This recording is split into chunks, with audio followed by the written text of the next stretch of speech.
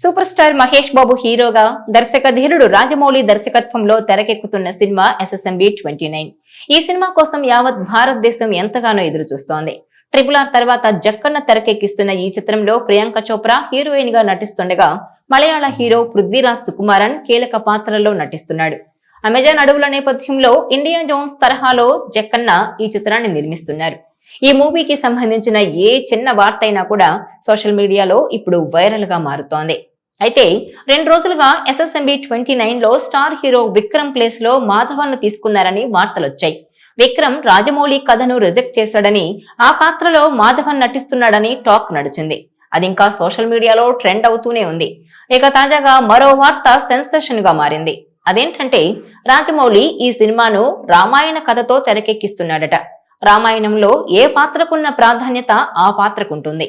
ముఖ్యంగా హనుమంతుడి గాథల గురించి ఎంత చెప్పుకున్నా తక్కువే. ముఖ్యంగా ఆయన సంజీవనిని తీసుకురావడం కోసం చేసిన సాహసాన్ని ఎవ్వరూ మరచిపోలేరు. ఇప్పుడు ఆ కథతోనే రాజమౌళి SSMB 29 ను తెరకెక్కిస్తున్నారని వార్తలు వినిపిస్తున్నాయి. ఒక వ్యక్తి ప్రాణం కాపాడటానికి మహేష్ సంజీవని కోసం అమెజాన్ అడవుల్లో తిరుగుతాడని, దానికోసం మహేష్ చేసే విన్యాసాలు ఆకట్టుకుంటాయని చెప్పుకొస్తున్నారు.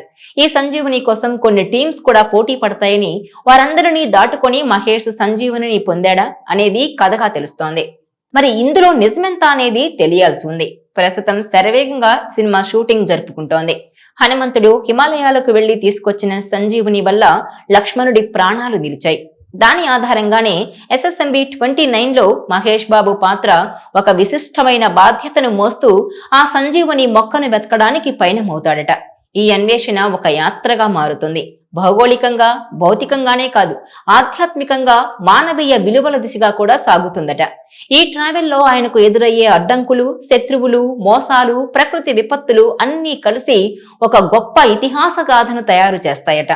ఇందులో రాజమౌళి తండ్రి KV విజయేంద్ర ప్రసాద్ కీలక పాత్ర పోషిస్తున్నట్టు తెలుస్తోంది. సంజీవని మొక్క అన్వేషణతో పాటు మానవాళి రక్షణకు అవసరమైన మూలికలు, ప్రకృతి విలువలు, భూమి మీద జీవనంపై ఈ సినిమా ఓ మెసేజ్ ఇవ్వబోతోందని అంటున్నారు. ఇక ఇది గ్లోబల్ మార్కెట్ ను దృష్టిలో పెట్టుకుని రూపొందుతున్న ప్రాజెక్ట్. సంగీతంలో MM కీరవాణి మళ్లీ తన మ్యూజిక్ తో ఈ చిత్రానికి ప్రాణం పోసే అవకాశం ఉంది. ఈ అద్భుత ప్రాజెక్ట్ ను KL Narayana Durga arts banner పై నిర్మిస్తున్నారు. ఇదిలా ఉంటే మహాభారతాన్ని వెండితెరపైకి తీసుకురావడం తన కళ అని రాజమౌళి పలు సందర్భాల్లో వెల్లడించారు. అయితే ఆ డ్రీమ్ ప్రాజెక్ట్ కంటే ముందే ఆయన రామాయణం మీద ఫోకస్ చేస్తున్నారని టాక్. SSMB 29 లో కథంతా సంజీవని చుట్టూ తిరుగుతుందని సమాచారం. సంజీవని కోసం హీరో మహేష్ అన్వేషణ సాగిస్తాడని, దానికోసం ప్రపంచమంతా అడ్వెంచర్ చేస్తాడని, ఆ ప్రయాణమంతా ప్రేక్షకులకు థ్రిల్లింత పంచుతుందని యూనిట్ సన్నిహిత వర్గాల నుంచి సమాచారం అందుతోంది.